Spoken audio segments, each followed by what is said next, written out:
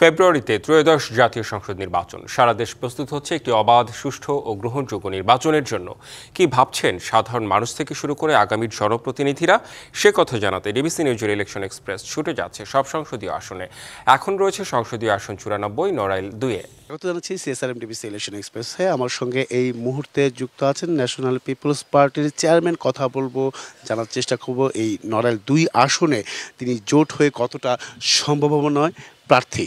স্বাগত আপনাকে CSRM DBC election এক্সপ্রেসে।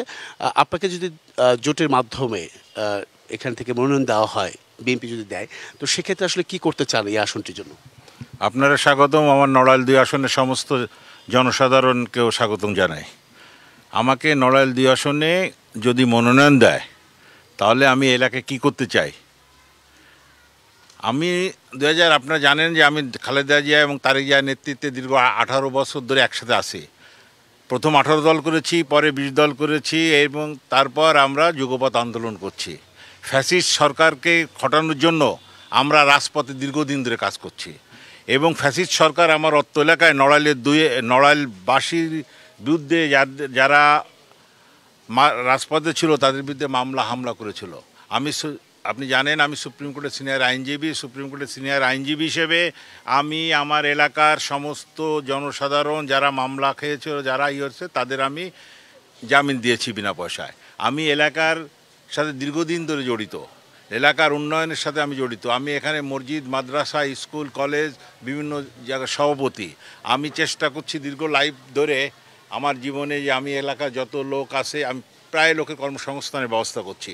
আমি মসজিদ, মাদ্রাসা, রাস্তা উন্নয়ন ঘাটের চেষ্টা করছি। আমাকে যদি তারেক জিয়া এলাকায় মনোনয়ন দেয় এবং আমি যদি ধানের শীষ প্রতীকে ইলেকশন করতে পারি, ইনশাল্লাহ এমপি হলে আমি এলাকার গ্রাম ও জনপথে যে রাস্তাঘাট সেটা উন্নয়ন করব। আপনি জানেন যে আমাকে নড়াইলে কোনো বিশ্ববিদ্যালয় নাই, বিশ্ববিদ্যালয়ের ব্যবস্থা করব, কৃষি বিশ্ববিদ্যালয়ের ব্যবস্থা করব, মেডিকেল কলেজ যা আছে সেটা খুব অনুন্নত, সেটা উন্নত মানের চিকিৎসা হয় না, উন্নত মানের চিকিৎসার ব্যবস্থা করব। আমি কৃষি খাতকে উন্নত ব্যবস্থা করব, কৃষি স্বেচ্ছায়ন, কৃষির সার, কৃষির পানি, এই সমস্ত ব্যবস্থা করব। তার মানে কি বলতে চাচ্ছেন নড়াইল 2 আসনে এই জোটের প্রার্থী আপনি বেশি শক্তিশালী, বিএনপির যে অন্যান্য যারা প্রার্থীদের চাইবেন তারা বেশি শক্তিশালী? আমি অন্যান্য প্রার্থীর কথা আমি বলতে চাই না, কিন্তু আমি নড়াইল 2 আসনের আমি জনপ্রিয় ক্যান্ডিডেট। কারণ দীর্ঘদিন ধরে আমি আসছি। 2018 সালে আমি নড়াইল 2-এ ধানের শীষ মার্কায় ইলেকশন করেছি, যে সময় মানুষ নড়াইলে রাস্তায় নামতে পারতো না। সেই সময় আমি এখানে ইলেকশন করেছি। নড়াইলে দীর্ঘদিন ধরে নড়াইলের যে একটা অফিস ছিল, অফিসটাও খুলতে পারি নাই আওয়ামী লীগের অত্যাচারের বিরুদ্ধে।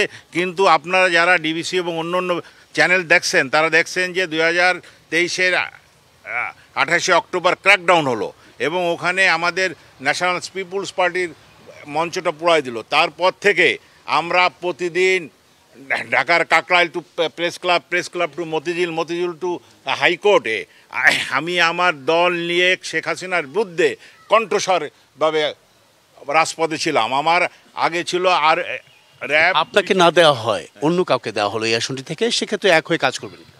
এটা তো তারেক জিয়ার নির্দেশ। আমাদের মেন কাজ হচ্ছে ধানের শীষকে বিজয় জানা।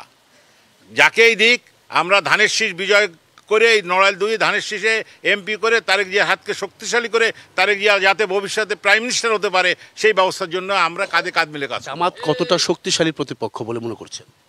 জামাত শক্তিশালী প্রতিপক্ষ হিসেবে আমি মনে করি না। কারণ এই ইতিহাসে দেখা যায় এই যে এই নড়াইল 2 আসে জামাত এককভাবে যে নির্বাচনগুলো করেছিল সর্বোচ্চ তারা ভোট পেয়েছিল 30 থেকে 32 হাজার। আর এই নির্বাচন এলাকায় প্রায় 4 লক্ষ ভোট। অসংখ্য ধন্যবাদ। আমাদের সঙ্গে আপনি এতক্ষণ যুক্ত ছিলেন। পরবর্তী সংবাদ দুপুর 2টা থাকছে ভিন্ন কোনো রাজনৈতিক দলের তৃণমূল পর্যায়ের নেতাকর্মীরা কি ভাবছেন আগামী নির্বাচনকে কেন্দ্র করে সেসব বিষয়ের সঙ্গে থাকুন সিএসআরএম ডিবিসি ইলেকশন এক্সপ্রেসের।